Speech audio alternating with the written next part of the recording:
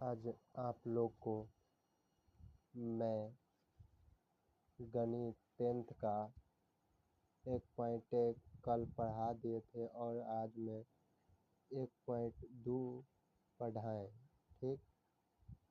और इसका question answer करा देता हूँ और फिर इस सब चारों पॉइंट ख़त्म, चारों चैप्टर ख़त्म कर फिर इसका ऑब्जेक्टिव कराऊंगा। ओके, चलिए ये गणित काफी निकाल लीजिए आप लोग बुक। चलिए इसमें हम लोग अगला पे अथी की ओर पढ़ते हैं। चैप्टर भी बोल सकते हैं, प्रश्नावली 1.2। ओके, अब इसमें जो पहला है उसके बारे में समझते हैं। लग रहा है ना आप लोगों को? चलिए देखिए, निम्नलिखित संख्या को अभाज्य गुणनखंड के गुणनखंडों के गुणनफल के रूप में, देखिए इसको अभाज्य गुणनखंड, अभाज्य गुणनखंड, अभाज्य किसे कहते हैं? तो आगे सुन लीजिए, वह संख्या जिसका गुणनखंड एक और दो से अधिक नहीं होता है, इसका गुणनखंड। और एक और परिभाषा होता है, वह संख्या जो एक और अपने आप से कटे उसे अभाज्य गुणनखंड कहते हैं। तो इसको देखिए, इसमें पहला सवाल,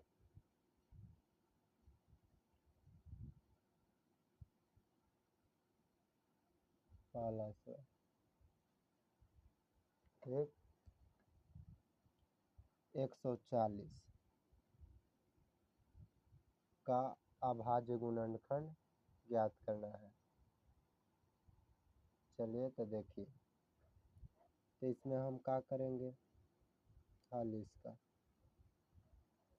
इसका हम अभाज्य गुणनखंड करेंगे। दो बार में अभाज्य से लगाना पड़ेगा, सबसे छोटा अभाज्य से आएंगे, दो सबसे छोटा अभाज्य, 70, फिर दो बार में 35, फिर 5 बार में 7। तो आप लोगों का गुणनफल मिल गया। गुणनफल के रूप में व्यक्त करना था, तो 2 गुने 5 गुने 7, यही आपको आंसर हो गया। या किसी जगह ऐसे आंसर लिख देता है, ओके ना, यही आंसर आपका। और देखिए इसमें दूसरा सवाल 156 है, तीसरा सवाल 3825 है, चौथा सवाल 5005 है और पांचवा सवाल 7429 है। दूसरा भी बता देता हूँ। दूसरा देखिए 156 दो बार में लगेगा, 7 8 78 बार में लगेगा, फिर दो बार में लगेगा 3 9, फिर 3 बार में लगेगा 13, अब नहीं लगेगा। इसका भी गुणनफल रूप मिल गया। गुणनफल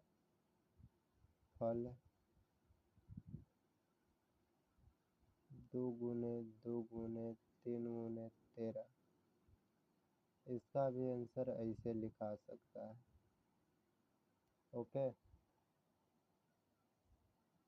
अब देखिए आप लोग तीसरा, 3 को हम बता देता हूँ, आप लोग 2 को बना लीजिएगा। ओके ना,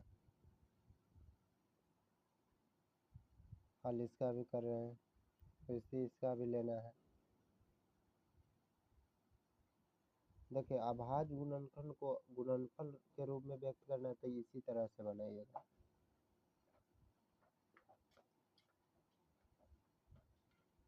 पांच बार में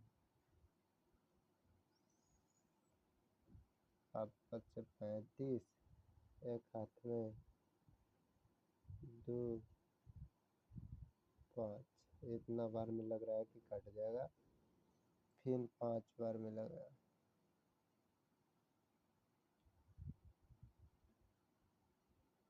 देख लेता हूँ, 7 11 18 होता है, 3 से भी कटेगा, लेकिन 5 से कट गया, कोई दिक्कत नहीं है। चलिए अब इसको काटते हैं 5 बार में, तो एक आगे और 2 अभी इसमें से घट गया, तो फिर 4, फिर 5, फिर 5 बार में लगाइए आप, 2 9।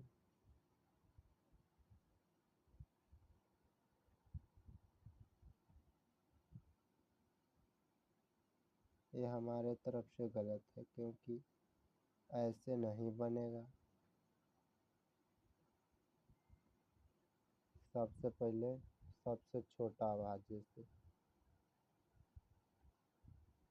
3 से एक बार में कब आएगी, 2 बार में 6 और 2 घटेगा और 7 बार में और 1, यानी 5 बार में 15। अभी देख लीजिए 12 3 15, 12 3 15 होता है। फिर 3 बार में लग सकता है, 4 2 5। अब 5 बार में लगेगा, 8 2 बजे 5, फिर 5 बार में 17। अब न लगे तो गुणनफल रूप आ गया, गुणनफल रूप 3 गुने 3 गुने 5 गुने 5 गुने 17। इसको ऐसे भी आंसर लिख सकते हैं।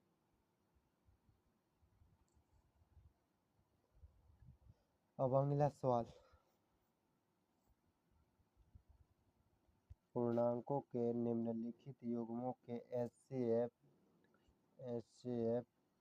और एलसीएम ज्ञात कीजिए तथा इसकी जांच कीजिए। दो संख्या का गुणनफल बराबर एचसीएफ गुने एलसीएम है। इसमें से एक सवाल मैं लेता हूँ। पहला 26 और 91, ये दोनों का सबसे पहले आप लोग क्या कीजिए, गुणनखंड कीजिए, अभाज्य गुणनखंड। 2 बार में 13, हम नहीं लगा। 7 बार में 13 लगा। 26 लिखेंगे, 2 गुने 13, फिर 1 से लगा सकते हैं लेकिन नहीं लगाई। 91, 7 गुने 13, जो दोनों में कॉमन हो उसे मसा बोलते हैं, तेरा मसा होगा। एलसीएम क्या होगा, एलसीएम जो दोनों में कॉमन हो और जो बच जाए वो भी, इसको गुना करके 182। अब देखिए प्रश्न क्या कह रहा है। प्रश्न से कह रहा है ना, दो संख्या का गुणनफल बराबर एचसीएफ गुने एलसीएम। दो संख्या का तांगे उसमें एलएचएस से चलते हैं। दो संख्या का गुणनफल, दो संख्या का गुणनफल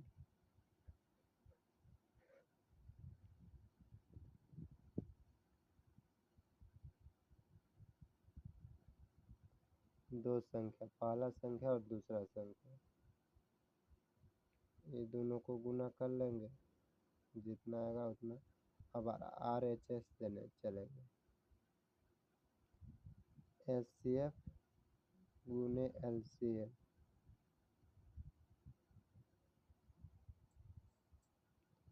अब इसको भी 13 गुने 182।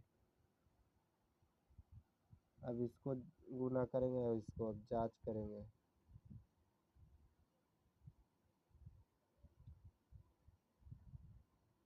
जितना ये गुना करना पाएगा उतना 6, 24 की 4 8 में 2, 3 2 5 2 8 1 6 6 3 2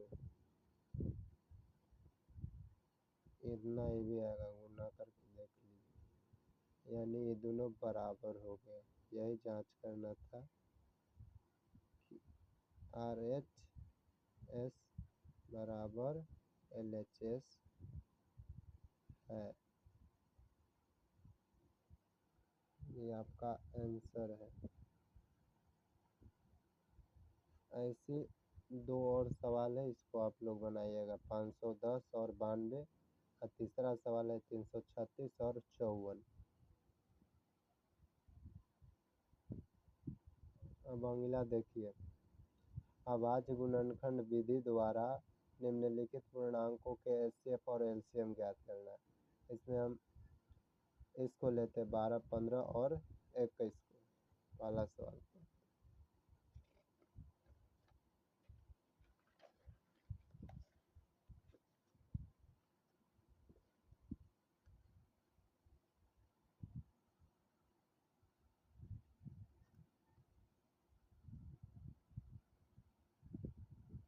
12, 15 और 21, और अब इन तीनों का गुणनखंड करेंगे। 2 बार में 6, 2 बार में 3, 2 बार में नहीं 3 बार में लगा, ये भी 3 बार में लगा। अब इसको लिखेंगे 12, 2 गुने 2 गुने 3, 15, 3 गुने 5। अब इसमें 3 बार में लगा सकते हैं, इसमें 5 बार में आप लगा सकते हैं, और इसमें 7 बार में एक लगा सकते हैं, एक जोड़ सकते हैं, इन्हें भी एक कर सकते हैं।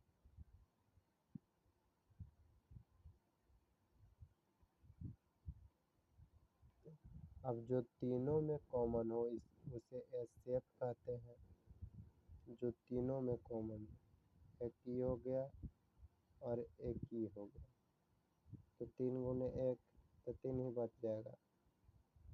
और एलसीएम, एलसीएम जो तीनों में कॉमन हो वो, और जो बच जाए, या जो दोनों 2 गो में कॉमन हो, तो 2 गो में नहीं कॉमन है तो बचा है 2 गुने 2, 5 गुने 7। तो इसको गुना करना पर 6 और 6, 60 और 60, 420 हो जाएगा। इतना आगे आपका ये आंसर है। और इसमें 2 और सवाल है, आप लोग इसको बनाइएगा, समझ में आ रहा था। 17, 23 और 29। तीसरा सवाल है 8, 9 और 25, तीनों से। अब अगला सवाल देखिए, एचसीएफ 306, 657 बराबर 9, इसका एचसीएफ 9 दिया है। एलसीएम 306, 657 का ज्ञात करना है। इसमें 2 संख्या दिया गया है।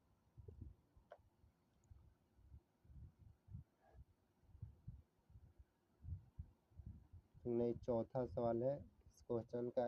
इसमें तीसरा में पहला बताए थे। तो देखिए, पहला संख्या उसमें है, पहला संख्या 306, और दूसरा संख्या है उसमें क्वेश्चन में दूसरा संख्या कितना है, 657।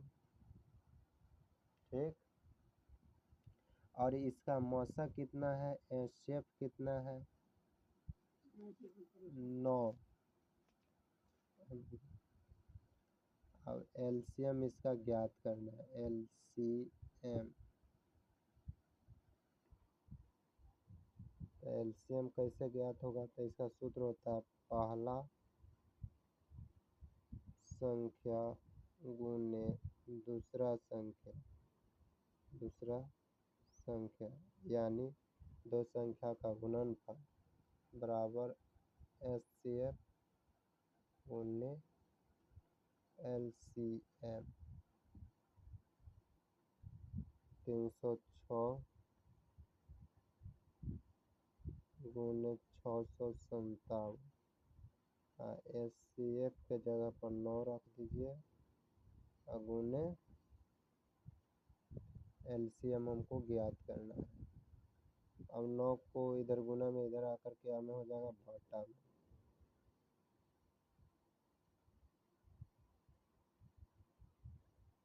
9 भाटा में आ गया।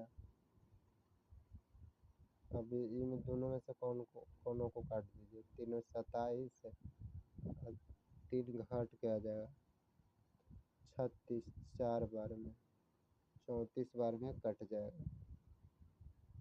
और इसको गुना करेंगे तो आ जाएगा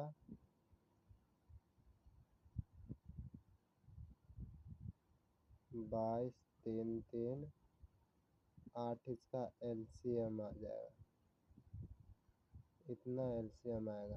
अब इसको गुना करके दिखाते हैं। 8, 28 की 8 हाथ में 2, 20 2 22 की 2 हाथ में 3, 24 3 27, 21 की 1 हाथ में 2, 15 2 17 हाथ में 1, 18 1 19, 8 3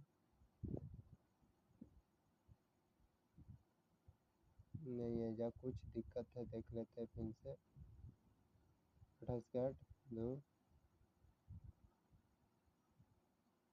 हाथ में 2 रहेगा तो 6, तो ऐसा 3 होगा। 12 के 2 2 आ गया ना इतना। यह भी सवाल सॉल्व हो गया। अब अगला देखिए। जांच कीजिए कि क्या किसी प्राकृत संख्या n के लिए संख्या 6 के पावर n अंक 0 पर समाप्त होगा। तो देखिए,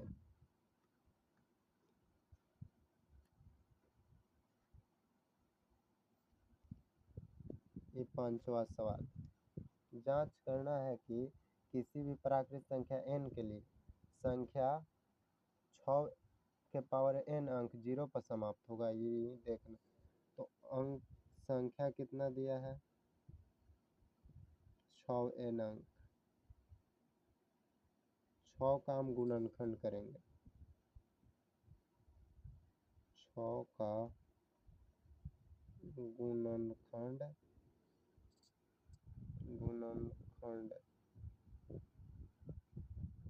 करने पर इसका गुणनखंड करेंगे तो कितना आ जाएगा, 2 गुने 3, यानी इसका गुणनखंड आ गया 2 गुने 3। और एक नियम होता है,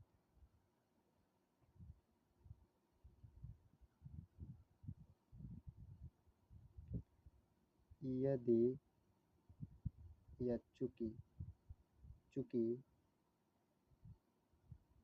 चूंकि 6n अंक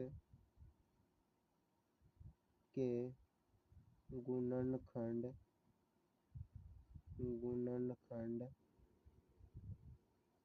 में 2 तथा 5 दोनों शामिल नहीं है,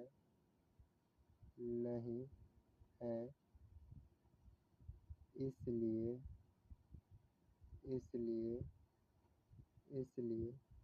6n अंक 0 पर समाप्त नहीं होगा।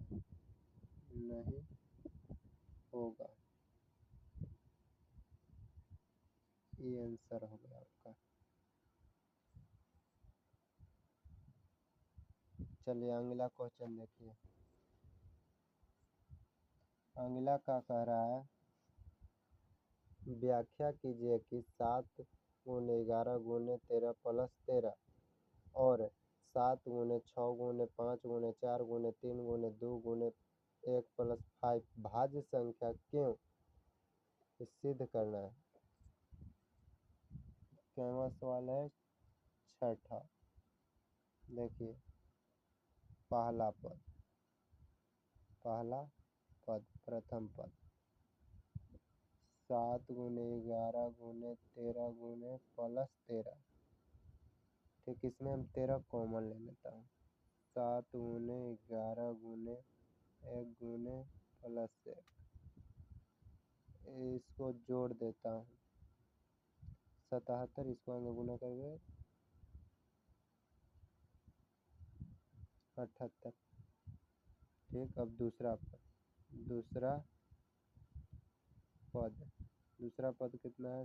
7 गुने 5 गुने 7 गुने 6 गुने 5 गुने 4 गुने 3 गुने 2 गुने 1 प्लस 5, इसमें 5 कॉमन ले लेता हूँ। 7 गुने 6 गुने 1 हो जाएगा, 4 गुने 3 गुने 2 गुने 1 प्लस 1, ये पूरा गुना करने पर 108 आता है, प्लस 1 इसमें जोड़ेंगे तो हो जाएगा 109। और देखो कोई संख्या का बगल में 1 होता है गुना में, कोई फर्क नहीं पड़ता है। गुना करके देख लीजिएगा। 42 है, 42 में 4 से करिए, 42 में 4 से करिए नहीं तो 84 हो जाएगा। 2 से करेंगे तो 84, 84 में 3 से करके देखिए 9, 24, और 24 में 4 से गुना करिए 36 की 6 होगा, और 36 की 6 हाथ में 3, 16 की 17 की 7 हाथ में 1, और इसमें गुना करिए 8 है।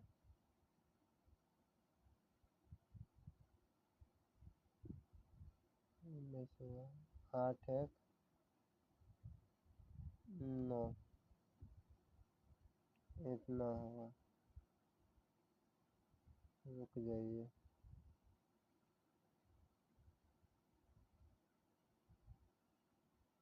42,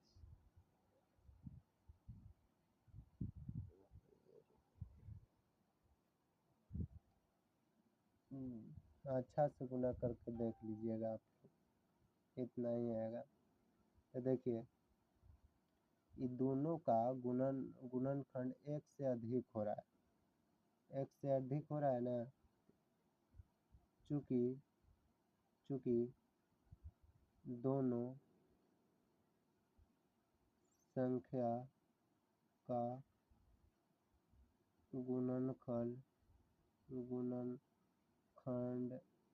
या गुणनफल 2 या 2 से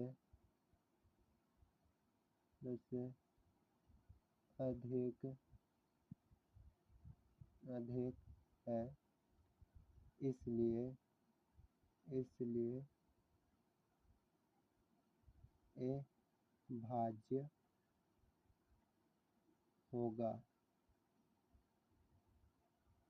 अब लास्ट सवाल 7वां। देखिए किसी खेल के मैदान के चारों ओर एक वृत्ताकार पथ है। इस मैदान का एक चक्कर लगाने में सोनिया को 18 मिनट लगते हैं, जबकि इसी मैदान का एक चक्कर लगाने में रवि को 12 मिनट लगते हैं। मान लीजिए वे दोनों एक ही स्थान और एक ही समय पर चलना प्रारंभ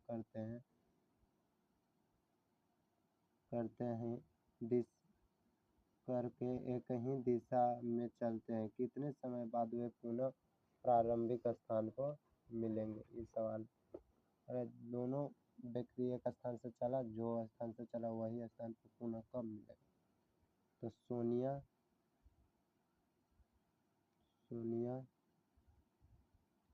12 मिनट 18 मिनट वाले चला, ठीक। और रबी 12 मिनट। तो ये दोनों का क्या करना है, आपको एलसीएम ले लेना है। 2 बार में 9 6, 2 बार नहीं 3 बार में लगेगा, 3 2 अब ना लगा, 2 गुने 3 गुने 3 गुने 2 गुना पर 36 आता है, यानी आंसर होगा वे पुनः प्रारंभिक स्थान पर 36 मिनट के बाद मिलेंगे।